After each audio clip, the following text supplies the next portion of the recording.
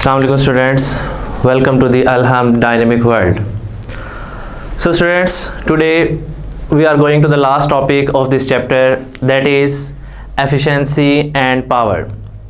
तो थ्योरेटिकली देखा जाए तो ये इस चैप्टर का लास्ट टॉपिक है। उसके बाद हम एक्सरसाइज इंशाल्लाह सॉल्व करेंगे जिसमें कुछ न्यूमेरिकल्स प्रॉब्लम्स और शॉर्ट क्वेश्चंस जो है या फिर कंसेप्चुअल क्वेश्चंस जो हैं वो डिस्कस किए जाएंगे। So today we are going to discuss about efficiency and power. तो स्टूडेंट्स, सबसे पहले अगर बात करें लिटरली मीनिंग ऑफ एफिशिएंसी की, सो डेली रूटीन लाइफ में आप अक्सर ये वर्ड सुनते होंगे। For example, it is said that Ali is more efficient than Ahmad, she is more efficient than her class fellow.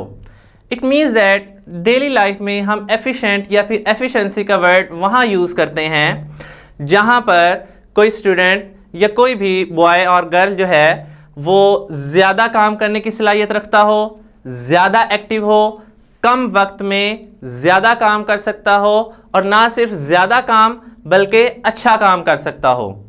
सो उसके लिए हम ये वर्ड यूज़ करते हैं एफिशिएंट। अब अगर हम बात करें साइंस में या फिर फिज़िक्स में, तो फिज़िक्स में एफिशिएंसी का वर्ड वहाँ पर यूज़ किया जाता है जिसमें हमें आउटपुट कम प्रोवाइड करनी पड़े और इनपुट जो है हमें ज़्यादा अच्छी मिल जाए। मीन्स फॉर एग्ज़ाम्पल अगर हम बात करें हमारे यहाँ जो लाइट का सिस्टम है, सबसे पहले हमारे ट्यूब लाइट्स होती थी, उसके बाद एनर्जी सेवर्स आए, अब उसके बाद OLED या फिर QLED जो है वो यूज़ हो रहे हैं। क्या फ़र्क है तीनों में कि ट्यूब लाइट्स जो हैं वो पावर बहुत ज़्यादा कंजप्ट करती थी, लेकिन उनकी जो आउटपुट थी वो हमें बहुत ज़्यादा अच्छी नहीं थी। फिर उसके बाद एनर्जी सेवर्स आए, उसमें आउटपुट या फिर एफिशिएंसी को इम्प्रूव किया गया और उसके बाद OLEDs या QLEDs का सिस्टम आया, उसमें एफिशिएंसी को बहुत ज़्यादा इम्प्रूव किया गया।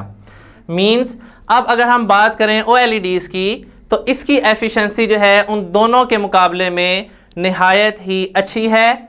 मीन्स कि जितनी इनपुट देंगे उसमें से मोस्ट ऑफ द आउटपुट हमें प्रोवाइड होगी, जबकि उसका कुछ पार्ट जो है वो फ्रिक्शन की वजह से हीट या फिर साउंड में जो है वो लॉस हो जाएगा, जिसकी वजह से हम कहते हैं कि इसकी एफिशिएंसी पर इफ़ेक्ट होगा। अगर समहाउ किसी तरीके से हम उस फ्रिक्शन को, उस हीट या फिर नॉइस को रिमूव कर दें स्टूडेंट्स, तो याद रखें उस डिवाइस की जो एफिशिएंसी होगी that will be the 100%। But practically अभी तक साइंस में या फिज़िक्स में ऐसी कोई डिवाइस डिज़ाइन नहीं की गई जिसकी जो एफिशिएंसी है वो 100% हो। रीज़न वो पहले ही मैं बता चुका हूँ कि बहुत सी एनर्जी उसमें फ्रिक्शन की वजह से नॉइज़ और हीट में जो है वो लॉस हो जाती है, वेस्ट हो जाती है, जिसका कोई पॉजिटिव पर्पस नहीं है, कोई पॉजिटिव यूज़ हमारे लिए नहीं है। So practically ideal system does not exist. Ideal system basically एक ऐसी डिवाइस या ऐसा सिस्टम होता है जिसकी एफिशिएंसी जो है वो 100% होगी। There will be no power loss in the input energy. So आज के टॉपिक में सबसे पहले definition of efficiency and power, फिर इनकी मैथमेटिकल फॉर्म्स, उसके बाद परसेंटेज एफिशिएंसी, यूनिट्स और फिर nature of quantity. Nature of quantity means कि क्या पावर जो है ये एक वेक्टर क्वांटिटी है या फिर स्केलर क्वांटिटी है। तो सबसे पहले बात करते हैं एफिशिएंसी की। तो जैसे कि मैंने पहले आपको बताया कि एफिशिएंसी जो है हमारे पास इनपुट और आउटपुट के दरमियान जो है एक कंपैरिजन है कि कितनी इनपुट प्रोवाइड की किसी भी डिवाइस को और कितनी आउटपुट जो है वो हमें प्रोवाइड करेगा, उससे हमें आउटपुट ऑब्टेन होगी। So that is known as the efficiency. So look at the definition of the efficiency. Efficiency of a system is the ratio of a required form of the energy given to the system as input, ratio of required form of energy obtained from system as output to the total energy given to it. To it means to system, given to system as an input. So it means that output और input के दरमियान जो ratio है that quantity is known as the efficiency. So mathematically we can write it as efficiency is equal to output provided by the system divided by input given to the system। कि output जो हमें provide करेगा और input जो हम उसको देंगे। फिर इसी तरीके से अगर परसेंटेज एफिशिएंसी निकालनी हो तो ये आप मैथमेटिक्स में भी पढ़ चुके हैं कि परसेंटेज, किसी भी क्वांटिटी की परसेंटेज फाइंड करनी हो तो सिंपली उसको मल्टीप्लाई कर देंगे 100 के साथ। So percentage efficiency is equal to output divided by input multiply by 100। This is known as the percentage efficiency. और जैसा कि मैंने पहले आपको बताया कि हमारे जो सिस्टम है, हमारे जो लाइट का सिस्टम है, वहाँ पर जो हम इनकैंडिसेंट लैंप यूज़ कर रहे हैं, एनर्जी सेवर्स यूज़ कर रहे हैं, इलेक्ट्रिक फ़ैन यूज़ कर रहे हैं, इन सब की जो एफिशिएंसी है वो वेरी करती रहेगी। अगर बात करें इलेक्ट्रिक मोटर की, तो इलेक्ट्रिक मोटर जो है इसकी सबसे ज़्यादा एफिशिएंसी है, दैट इज़ राउंड अबाउट 80%। 80% जो हम इसको इनपुट देंगे वो कन्वर्ट हो जाएगी आउटपुट में, जबकि जो 20% है वो लॉस होगी नॉइज़ और हीट की फॉर्म में। इसी तरीके से अगर हम बात करें इलेक्ट्रिक लैंप की, तो जो इलेक्ट्रिक लैंप है इसकी सिर्फ और सिर्फ एफिशिएंसी जो है वो 5% है। मींस हमें जो है वो 5 जॉल एनर्जी आउटपुट की फॉर्म में मिलेगी, बाकी 95% एनर्जी जो है वो वेस्ट हो जाएगी हीट की शक्ल में या फिर नॉइज़ की फॉर्म में। Okay, clear. उसके बाद जो दूसरी टर्म है हमारे पास, दैट इज पावर। तो ये भी अगर हम डेली लाइफ में बात करें तो पावर मीन्स स्ट्रेंथन मीन किसी भी चीज़ की कुव्वत या फिर ताकत। लेकिन अगर हम इसको साइंस में या फिजिक्स में डिफाइन करें तो पावर को कहा जाता है कि पर यूनिट टाइम में कोई भी सिस्टम, कोई भी बॉडी जितना वर्क करने की सलाहियत रखती है, that is known as the power. In physics, we can define the power as the ability to do work in per unit time. In other words, it can also defined as the rate of doing work is known as the power. और rate means ये chapter 2 में भी discuss किया जा चुका है कि जहां कहीं पर भी rate का वर्ड आएगा RATE, it means that quantity is divided by time, कि पर यूनिट टाइम। अब वो पर यूनिट टाइम यूनिट सेकंड भी लिया जा सकता है, पर यूनिट मिनट भी लिया जा सकता है, पर यूनिट आवर भी लिया जा सकता है। बट जब हम बात करते हैं सिस्टम इंटरनेशनल में, तो सिस्टम इंटरनेशनल में जब टाइम की या रेट की बात आती है, so it is obvious that पर unit time means per unit second, because in system international time has the unit of second. Otherwise लेने को पर यूनिट मिनट भी लिया जा सकता है, पर यूनिट और भी लिया जा सकता है, लेकिन इससे फ़र्क ये होगा कि पावर का जो यूनिट है वो भी चेंज हो जाएगा और वो सिस्टम इंटरनेशनल नहीं होगा। सो देखें ज़रा डेफिनेशन की तरफ। Power is defined as the rate of doing work. Rate of doing work means per unit time में कोई भी बॉडी जितना वर्क करेगी उसको कहा जाएगा power. And mathematically it can be written as P is equal to work done divided by time taken. P is equal to W divided by T, where W is the work done and small t is the time.